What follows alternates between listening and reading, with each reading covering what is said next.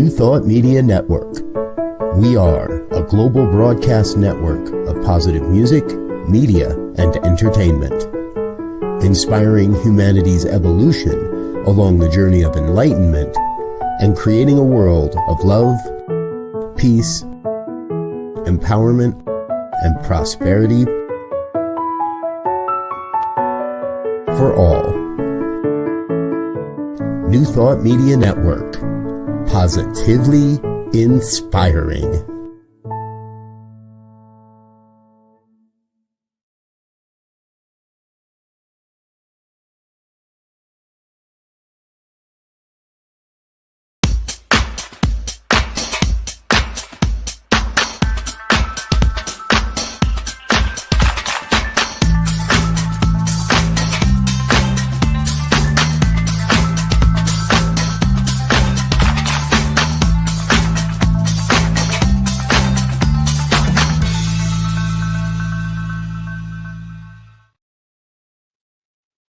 Why, hello there.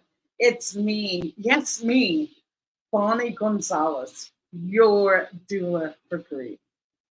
How are you out there? I hope that today is a wonderful day for you. And if it's not, then you've come to the right place to be validated and heard. And hopefully, not hopefully, I know that you can receive some information that will help.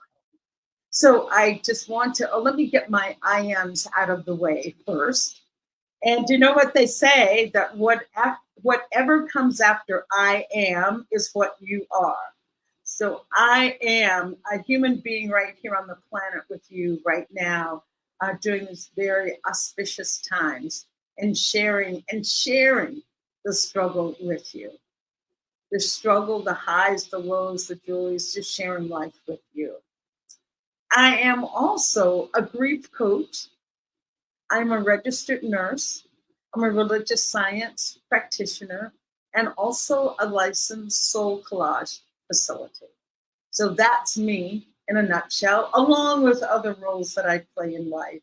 So I want to take this opportunity to just welcome you. Thank you for joining me today. If this is your first time, I just want you to know that you have come to the right place to start your healing journey from grief. Know that you're in the right space and will be held safely here this next hour. And for those of you that are returning, oh, welcome. I'm so glad we have that kind of a relationship now, that I am a regular that you visit, a friend that you visit on a weekly basis.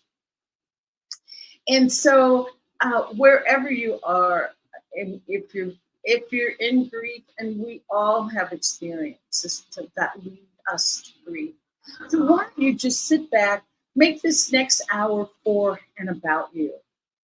Grab a cup of tea, because I'll do a little intro before we get into our topic. Grab a cup of tea, some water, and just sit back, grab a pillow, get a comfy chair, and just listen. And why don't you drop a comment in the comment box just to let me know that you're here. A comment or a question is more than welcome right now. So with that said, I just want to talk a little bit about loss and grief. Knowing that loss is what we experience and grief is what we feel. And yes, death is the biggest loss. It's the most painful. It cuts the deepest, but there are other losses in our lives that cut just as deep. I'll put it that way. And to know that with these losses, then comes grief. And grief is what you feel. You know, that sadness, that numbness, or lonely despair, confusion. Those are some of the things that can come up for grief. And that's what I want you to know, that this is all normal. And our losses, can show up. It can just show up in, divorce is a big loss, a geographical move, changes in your health. There's something that is referred to as disenfranchised grief. And those are those types of losses that we have that don't get validated by society. There's that big one, pet loss. Your precious animal dies, and what people will often say, oh, you can get a new bird, you can get a new dog, you can get a new cat, but that is not true.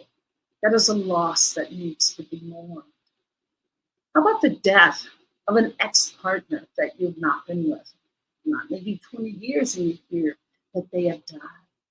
That can put you in grief. That's a chapter of your life that has closed. And you may not get that recognition or sympathy that is needed from our society.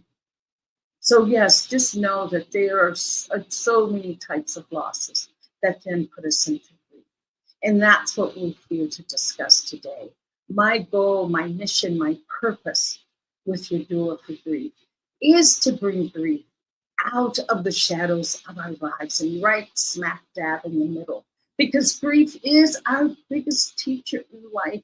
Grief is the thing that teaches us the most. Grief really transforms us. You cannot go through grief and come out on the other side a changed person. A changed person. So many people, and myself included, come out on the other side as a wiser person, a more expanded person, a more compassionate person, a person that has discovered gifts about themselves, gifts of creativity that had not been acknowledged. So know that grief, yes, grief does transform us. And know that grief's superpower is healing. You need to heal it. You need to feel it to heal it, because you cannot heal what you cannot feel. That just goes hand in hand. You cannot heal what you cannot feel.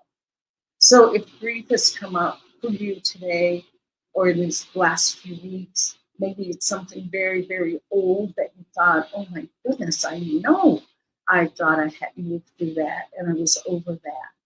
It's like, no, it has come up because now is the time that you can heal. So now that you can feel into it, you will be able to heal it. So just want you to know what loss and grief is, hand in hand, ball and glove that go hand in hand. And I would like to we are the day after Mother's Day, so if Mother's Day has been difficult for you, know that you have my deepest sympathy, condolences with that. And yesterday is yesterday, and what you have is today. So today, be kind and gentle with yourself. With yesterday was a difficult day with Mother's Day. So many people have difficulties with Mother's Day in different ways, maybe wanting to be a mother and not able to be a mother, or having had a child die and you're a mother.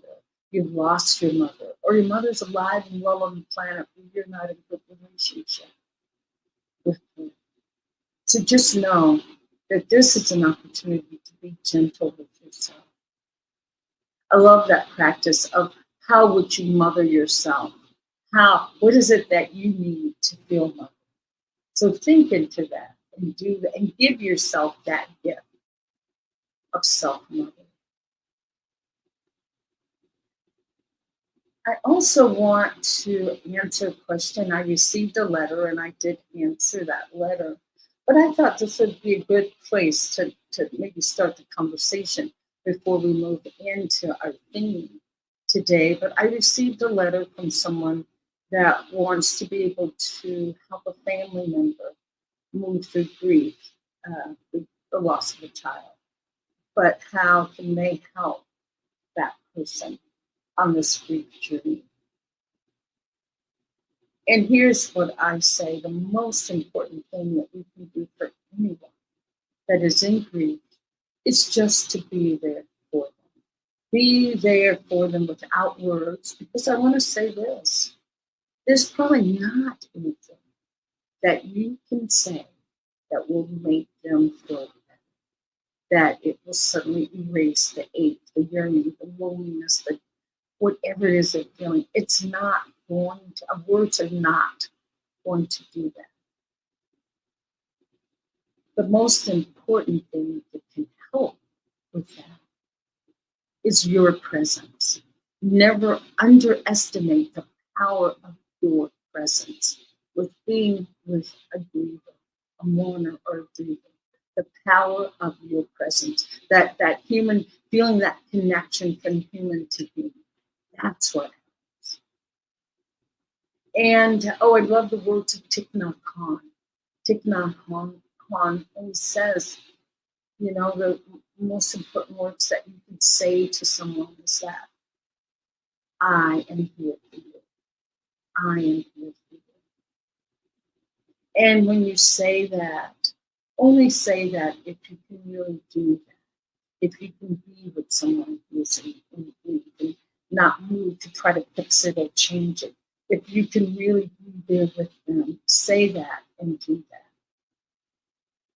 And we'll talk a little bit more as we go through our Mourner's Bill of Rights of some other things. And please, please, please, I know we want to help when we give the cliches of, like, it's God's will, they're in a better place, they're not suffering anymore. It's a guess. All that's true, but maybe you're not in a better place at all. So let's try to stay away from those type of cliches. And as I said, what you can say is, I am here for you. Just that, yes, this must be hard for you. Or you can always say, I wish I could say something to make you feel. That is a truth. That is a truth. I wish I could say something to make you feel better. But I'm going to sit here. So I offer that to the person that wrote in, and I did, as I said, respond. But I thought I'd take a moment to just address that. And I just applaud that person for their compassion and kindness for their family, to want to be able to help, to take pen and write it. And that's our society, unfortunately. We weren't taught how to do. We weren't taught what to say or not say. We were told, I bet, don't bring it up, you don't want to make them sad, or don't say anything you don't want to upset them. So we're learning now. We're learning. I love Maya Angelou when she says, when you know better, you do better. So we're all learning. We're in this place of learning and starting anew and starting fresh. If anything, 2020, really opened our eyes around grief. And so we're still learning. We're like the toddlers. We're just kind of wobbling along and trying to get our bearing and our footing and getting comfortable with the conversation of grief. So thank you for indulging me in that listening. And you're just talking about transcendence. Look, sounds like today our topic around loss and grief is death of a loved one. So we'll keep it in that thing, but knowing, I've already said that other losses we encounter that can put us into grief. And it's been a long time since I've read this by Ayanna Van Zandt, and she just has a lovely little couple paragraph quote around grief. And as I said, grief does transform us. Grief does transform us. So the title of this piece is Transformation, and it starts with, those who don't know how to weep with their whole heart don't know how to laugh either. And that's Golda Meir. When we lose a loved one to death or end a long-term relationship, it is perfectly normal to grieve. We must honor and recognize each stage of the grief and every emotion that we have. There will be shock, denial, anger, confusion, fear, helplessness, numbness, and then eventually acceptance. It takes a while to get there, but yes, there will be a point when we do not know what to do, but we want to do something. At that point, when we do not know what to do, but want to do something, it is at that point we must understand and accept there is no God. There is not an end. There is only transformation. Our loved one now exists in a new time, a new place, a new reality. And so do we. The relationship as we knew it has been transformed from the physical to the spiritual, from marriage to separation, from loveship to friendship. It has not ended, it has just changed. When we allow ourselves to grieve, we release the negative thoughts and emotions that make it easier to accept the change. We release what has been the resistance to accept the change. When we grieve. And when we do not grieve, we get stuck. Grief is natural and normal and to be expected. We owe it to ourselves and to the memory of the relationship to cleanse our soul. And she encourages us to use this affirmation. I will take the time to grieve and prepare myself for the change. So that's a yellow went down from Exit.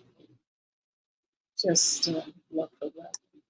So we're taking that in, and taking it to heart.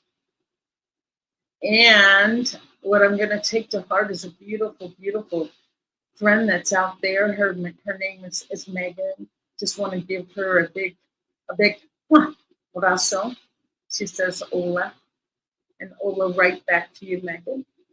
And thank you for watching. And so what I'm going to do is, I'm looking at the time, everybody. And so why don't we just take a commercial break? We're going to take a little break, come back. I am going to, our theme today is a Mourner's Bill of Rights. The Mourner's Bill of Rights. So I'm going to take a little break and come back and just dive headfirst right into the Mourner's Bill of Rights.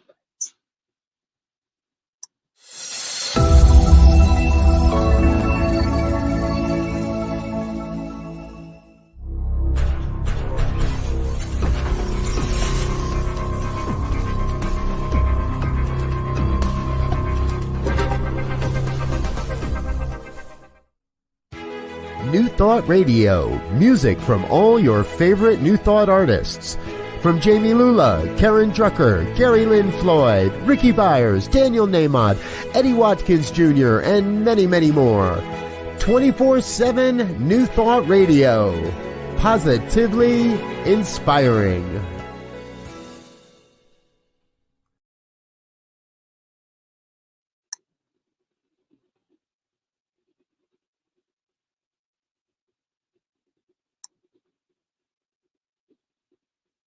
Hello there. Am I there? Hello, I'm back. So, as I promised, we are going to go through the Mourner's Bill of Rights. So, why don't we just get started? Here's what I'll do. I'll just go through them and then I'll go through them one by one, individually. So, a Mourner's Bill of Rights, and it's written by Alan Wolford. And the first thing, just listen, then as I said, we'll go through and do one by one. So you have the right to experience your own unique grief. You have the right to talk about your grief. You have the right to feel a multitude of emotions. You have the right to be tolerant of your physical and emotional limits. You have the right to experience grief outbursts. You have the right to make use of ritual. You have the right to embrace your spirituality. You have the right to search for meaning. You have the right to treasure your memories. You have the right to move towards your grief and So those are the Bill of Rights in just a nutshell. But let's go and let's just take them one by one. And let's just first start with, what is a Bill of Rights? And we all know it from our Constitution, American Constitution, but there are other countries that have a Bill of Rights. And it's just a document stating in a very formal way what your rights are. As an individual of any country, you have that summary of your fundamental rights and privileges that are guaranteed to you, and that they cannot be violated by the state of the country that you live in. So there's a little noise outside. I thought I wouldn't try to compete with it in the moment. But anyway, the idea behind this creation of the Bill of Rights by Alan Wolford is that every person has rights. And he has extended this to include mourners. So he named the selection a Mourner's Bill of Rights. And every person has the right to grieve and mourn in their own unique way. The main point is that no one has the right to expect you to behave any different. I always say too, and Bell Hooks says it better than I, that we can't grieve in isolation. So therefore, when we reach out to others, that because we want to do that, reach out, because we're social creatures. That is how we feel. And sometimes in reaching out, we can kind of be steered in a direction that's not the best for us right now. So what I'm saying is, when you reach out to others to share a grief, there may be times when some suggestions made by others may not be helpful. And sometimes the responses may be downright hurtful or harmful. If you can, forgive them, because we don't have classes or courses on grief etiquette. You have the right to grieve without criticism, shame, or judgment. And so my goal in sharing this Mourner Bill of Rights with you, my goal with sharing this with you is for you to establish within you a sense of control and empowerment as you navigate these choppy waters of grief. Grief does rob us of that sense of control. So with that, I say, yes, let us be in control. I'll enlighten you as to what those rights are. I see that Megan, she's finding the Bill of Rights beautiful already. So thank you, Megan. And when you're on the show, you can let me know exactly which right spoke to you the most. So why don't we get started? As I said, the first one, you have the right to experience your own unique grief. You have your own unique way of grieving. Therefore, when sharing your grief with others, do not allow them to tell you what is the right way or what is the wrong way to grieve. Be in your own power with grief. It's hard enough to grieve or be in grief, and then to be told that, oh, that's not right, or you should be over it, or all those things that we can hear. But I'm going to keep it in the positive, okay? So you have the right to talk about your grief. Talking about your grief is vital for your healing. Be with those that allow you to talk about your grief as much as you need to. There will be times that you do not want to talk about your grief. And if so, your silence is to be respected. This is also a right to remain silent. Is that the Miranda? You have the right to remain silent. What you say can be used or held against you. But in this case, you have the right to be silent. 3 is you have the right to feel a multitude of emotions, and I guarantee you will. Confusion, disorientation, fear, guilt, and relief are just a few of the emotions you might feel as part of your grief journey. Others may try to be in judgment of what you're feeling. They may want to tell you that what you're feeling is right now is not right. Please don't give this credence. Just don't give those comments credence. Seek out those that do listen without judgment or criticism. And number 4, you have the right to be tolerant. Listen up, this is important. You have the right to be tolerant of your physical and emotional limits. Grieving can be exhausting. Allow yourself periods of rest and relaxation. Listen to your body. Be aware of what you're also putting in you. And please, please don't allow others to push you into activities or events that you're just not feeling into and ready to participate in. And know that this type of, I'll use the word encouragement coming from your friends, it's because they do want to help. They do want to help, but only you can be the judge of where you are and what you're feeling. So just know, yes, that a part of this grief process is listening to your body. Grief is very, very, very much a physical. And number 5 is you have the right to experience grief outbursts. Okay, listen up. Sometimes out of nowhere, a powerful surge of grief may just come and overwhelm you and leave you feeling just, oh my gosh, exhausted. Feeling, and it's such a shocking thing because it came out of nowhere. And it could be frightening, leaves you like feeling off center. It's like, where did this come from? For instance, you could be listening to a song or looking at a beautiful sunset and suddenly have a rush of emotion around the loss of your love. And I just want you to know that this is absolutely normal and natural. Even though it may be frightening and unsettling, just know that it will pass. Just know that it will pass. Find someone who understands and will let you talk about it. And this is where I recommend you having a grief buddy. Okay.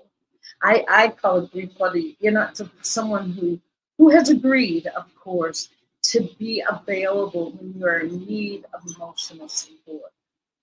Have them on standby for just such occasions. And a grief buddy can just serve so many roles. Like that person that can be there when you're having this, overwhelming outbursts of grief or overwhelmed by it.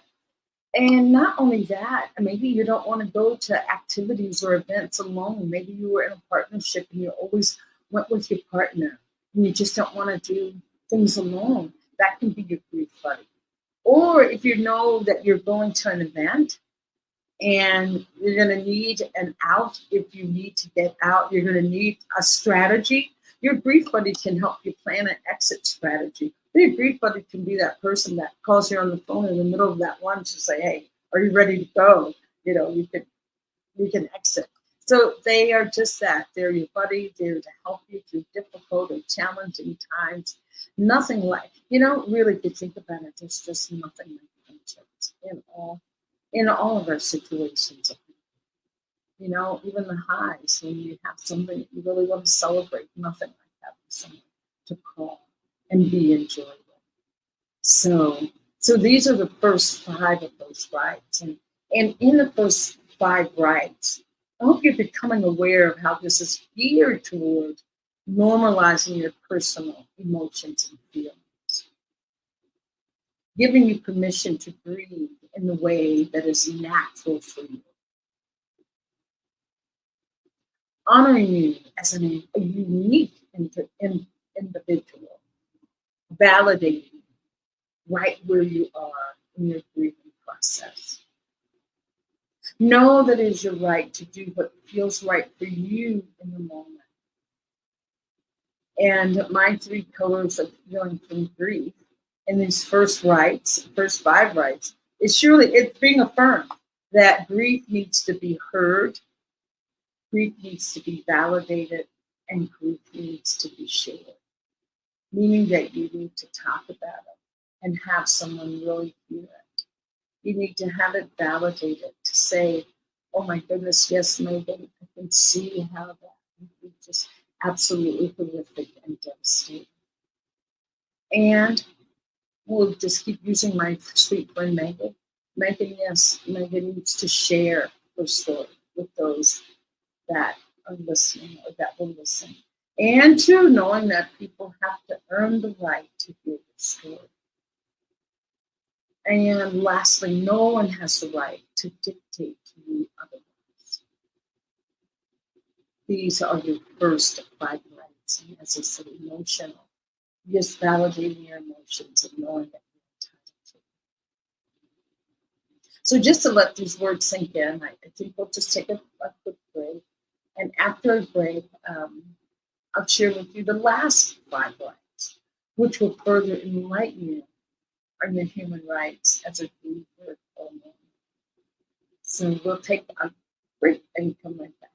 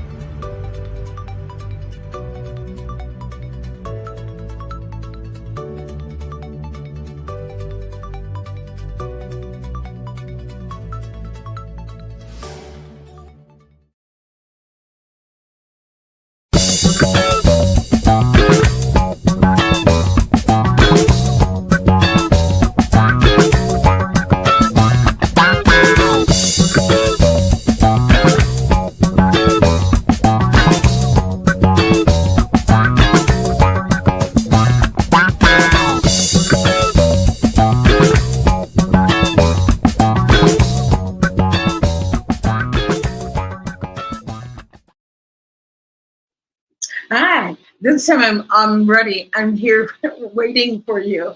Last time after last break, I have my little script like right in front of my camera and I couldn't see that I was back on. So I apologize. But I know better now, so I am all set.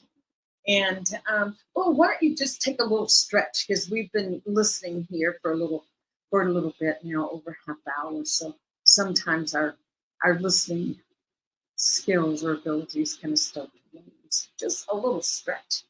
And we'll come back to the last Bill of Rights. So the last 5 are, the first one starts with, you have the right to make use of ritual. Rituals are powerful tools for starting the healing journey. The funeral is a ritual that acknowledges the death of your loved one. The funeral brings those that are close to you together in a very loving and supportive way. Embrace this ritual for the healing ritual that it is. After the funeral, you can continue to create your own personal rituals. This gives you the right to honor the memory of your loved one at any time that feels right for you. And rituals really have that way of restoring our sense of control over a situation that has left you feeling out of control. I mean, and rituals are just so ancient. I did some research for an article on ritual. I couldn't even find anything that says how rituals started, the beginning. It was all about rituals have just always been here, always a part of our cultures. And what I want to say about ritual, it does give you back your power. And you can create your own ritual for whatever it is that you need. If you're honoring your loved one, you can create the ritual, opening it with a bell or a chime. You can have incense, you can have candles, you can have flowers, you can have pictures of your loved one, you can have something from the earth, earth, wind, and fire, something to honor all of the elements. That is the beauty of ritual, that it is so personal. It speaks to you. You can even have readings that you love. I love putting quotes and readings. You can incorporate that in your rituals. And what I want to say about ritual, I'll take the time to say that here. If you are creating a ritual for yourself around a loss, to honor that person or to honor whatever it is that you lost, or to bring yourself back to an even culture, is that if you're going to have a ritual, here's what I recommend. Have a part that allows you to have a definite opening, that you're opening the space for your ritual. And whatever it is that you do in between, that is beautiful. And have a part that closes your ritual, that closes it, that gives you that nod that yes, now we're complete. There's something about having an opening and a closing that really encompasses the feeling of having given a ritual. I know when I start a ritual, I always light a candle. And what I say when I light that candle, before whatever the other things that I'm going to do, I always say that this light is to put the universe on notice that a ritual is coming up to be blessed, or that prayers are coming up, to put the universe on notice that the prayers are coming up. And then when I close the ritual, I end by snuffing the candle at the very end. And I say when I do that is the universe saying prayers have been received, accepted, and now being worked on. The magic of those prayers, the magic is beginning to happen. So for me, lighting it is prayers going up, and snuffing it out is yet prayers have been received. So anyway, that's me. But you do you in a ritual, whatever speaks to you, knowing that it's your ritual. And as I said, opening and closing can give it a sense of completeness. And you can do whatever you want in the middle. The middle part is all yours. So that's ritual. Okay? And number 7 is you have the right to embrace your spirituality. If faith is a part of your life, this can be invaluable to your ongoing healing process. I'll read it again. If faith is a part of your life, this can be invaluable to your ongoing healing process. Please express it in ways that seem appropriate to you. Surround yourself with others that share your beliefs. If you feel angry at God, find someone to talk with that won't be critical of your feelings of hurt and abandonment. And that sometimes, I think I said that early on, that yes, in sharing our story, we have to realize that people have to earn the right to hear our story. And you need to know who can be in your corner or who does not share whatever your beliefs are. Don't impose it on someone who doesn't have that. Find someone that does. It makes it easier. It'll make it easier for you to do the sharing because you'll be coming from that same frame of reference. And it's so much easier to be accepted. And so that is to embrace your spirituality. And number 8 is you have the right to search for meaning. You may find yourself asking, why did he or she die? Why this way? Why now? Some of your questions may have answers, but some may not. And watch out for the cliched responses some people may give you. Comments like, it was God's will. Or think of what you have to be grateful for, are not helpful, and you do not have to accept them.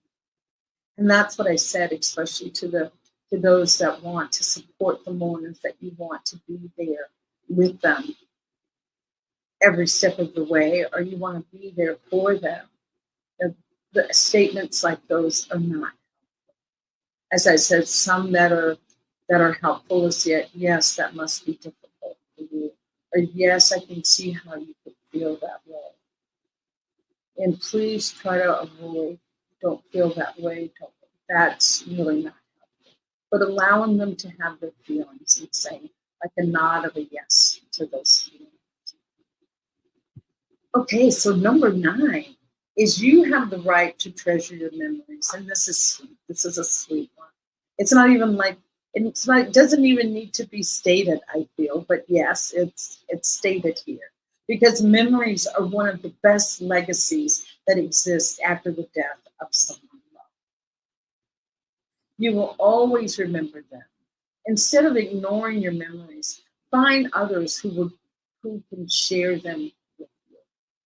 It's nothing like being in groups of like-minded people, not like-minded people, but people that knew your loved ones, or like I get with family members and we can talk about our Aunt Emma. Remember when Aunt Emma made the best cornbread dressing in the whole world, and she wouldn't give you her recipe, and oh my goodness, how we all wanted it. Just to be able to laugh about things like that.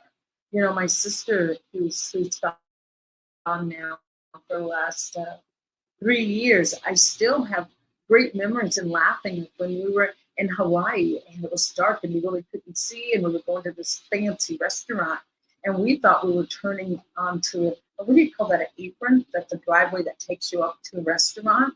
But instead, we were turning on the grass and we got everybody's attention in the restaurant. It was this high-end Tom Selleck restaurant. And I still remember how we both were like shocked and horrified, but then we just burst into giggles because we looked like, you know, country bumpkins coming to a high-end restaurant, driving up on the grass. So to be able to share that with someone is just, it's just wonderful. My family members that know my sister would say, yeah, that sounds like something she would do. So, like I said, instead of ignoring your memories, find others who can share them, who you can share them with, and who may have their own wonderful memories of the same person. And then number 10 is that you have the right to move toward your grief and healing. Reconciling your grief will not happen quickly. And no, moving through grief is never a quick process. And also remember, grief is a process, not an event. Be patient and tolerant with yourself and avoid people who are impatient and intolerant with you. Neither you nor those around you must forget that the death of someone loved changes your life forever. So it is about being gentle with yourself. And I do want you to know that I know that it is a painful process. I myself have gone through multiple losses of loved ones, and it is a process. And also know this too, that when a new loss happens, it can bring memories and stir up all the other losses that you've had. And that's not uncommon. And what can help with this is just to know that it can happen. The awareness around it, knowing that it can happen. Then that won't take you, it could still shock you, but then you can go back to, oh yes, I've heard this can happen, and know that. So I just want to say these last 5 Bill of Rights affirm that it is in fact okay to use ritual, spirituality, to search for meaning, and to treasure your memories. Do whatever it takes to heal your grief and move forward with your life. So in my sharing these Mourner's Bill of Rights, I pray that they have given you permission to grieve and accept your way of grieving. Allowing your grief to feel natural and normal without judgment, shame, or guilt. Taking back your power in a situation that has left you with a sense of loss of power and not feeling in control. You are now given the right to be in control of how you're responding to this painful and difficult situation. You can unapologetically be yourself in your grief. And I want to add this is that at any time during your grieving, you feel unable to move forward, paralyzed or stuck, this is the time to reach out for professional help. Believe me, there is no shame in asking for what you need. There are times in all of our lives we're grieving. While we're grieving, we may ask, will this ever end? That's why getting help from a grief coach or counselor may be just the shift in perspective that you need to continue the journey of recovery. And what I ask you and leave you with is please continue to be gentle with yourself as you move forward with your life. Just being gentle. No, I mean, yeah, I should be, or just, just be gentle with yourself. Accepting yourself right here you are. And so those are our mourners' bill, the mourner's bill of rights. Having the right to experience your own grief. You have the right to talk about your grief. Feeling a multitude of emotions, you have that right. You have the right to be tolerant of your physical and emotional limits. You have the right to experience grief outbursts. You have the right to make use of ritual. Embrace your spirituality. Search for meaning. Treasure your memories. And then moving toward your grief and healing. So I thank you. I thank you for taking that in, knowing what your rights are. I want to, in this segment, before we talk about other things, from this little book that I love. It's by Julia Cameron. I know Julia Cameron, very famous for The Artist's Way, if you know The Artist's Way. But she has this, it's a sweet little book. It's just little, I love using it. The title of it is Life Lessons, 125 Prayers and Meditations. Okay? And I'll read this. Each prayer or meditation is just very short. You see? It doesn't take a lot to get through it. And this one is number 46 in this book of the 125. It's like mourning one, meaning the grieving one. You have lost a beloved. At least that is how it feels to you. In reality, your beloved lives on. Death is but a portal to a new and expanded life. Life survives death. You can make contact with those who have passed beyond. You can make contact with them. Take a pen in hand. Address a loving note to your beloved. Listen for a reply. Loving words will come to you. Your beloved loves you still. So I think that says it all, that you are still loved by your beloved. Love never dies. Love never dies. Just transformed in another way. And I think we have a question for Megan. It's like, what about those that don't want to move forward? And thank you, Megan. That is a beautiful question. I'll just give you a brief synopsis of what that could be.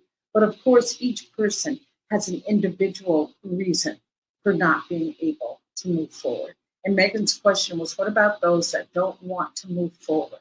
Sometimes in grief and grieving, it's very common that people feel that if they don't move forward, that if they move forward with a happy life and still having some sadness, but moving forward, it's a sign that they didn't love their loved one.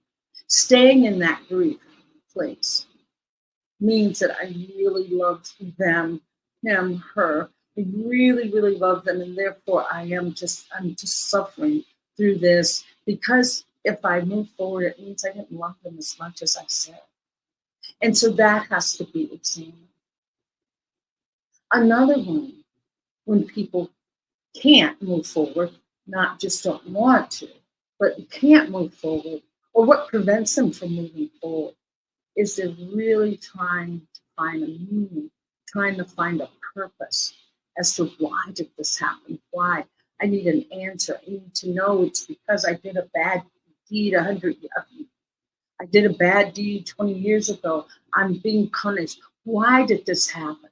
So those are the major two reasons, Megan. But each person, and another, is that sometimes in the way that we have lost our loved one can really trigger or aggravate old wounds that have not been identified. You have an old wound or a trauma that has been unacknowledged and not identified. And that's when I say you need professional help when that happens.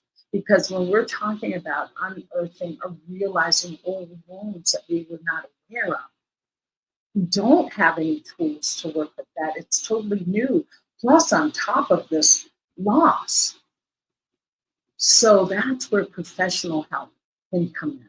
When we're trying to find meaning or our old wound or unidentified wound has been triggered, or when we feel that to really show our love for our loved one, we need to stay in it.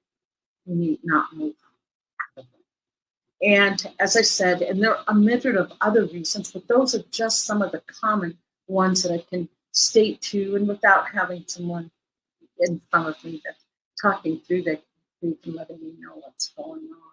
So thank you, Megan. I love the question. That was just perfect and so timely. So timely. So I just want to thank each one of you for watching today and tuning in. And even if you're not in grief yourself, you probably know someone who is. And that's a part of our moving our collective consciousness in a different way in handling grief, is for each one of us to become armed with information. I don't like armed. It sounds like we're going off to war, but to enlighten ourselves with as much information as we can about grief, learning how to be in grief, to be with grief ourselves, examining our own responses to grief, and then being comfortable enough that, yes, we can start conversations on grief. And remember this, that with us having these conversations and people listening to us, we are helping to move that needle that I talked about at the very beginning. We are helping to move that needle on grief. So know that if you're talking about grief, giving somebody else permission to talk about grief, that's how we change, one by one. It's like that big skyscraper at night that starts to light up, like one light comes on and one floor is lit, then another, until the whole building is fully illuminated. That's what we're doing. We're lighting up one by one by one until we are all fully enlightened and illuminated with our knowledge. So I just thank you, and I see Megan. Oh, thank you, Megan. Megan says, great program as usual. Yay! And we're just getting the spot ready we're holding a place for Megan to come on and be on the show. Okay, so don't be surprised when you see Megan. Okay. And I was just going to say,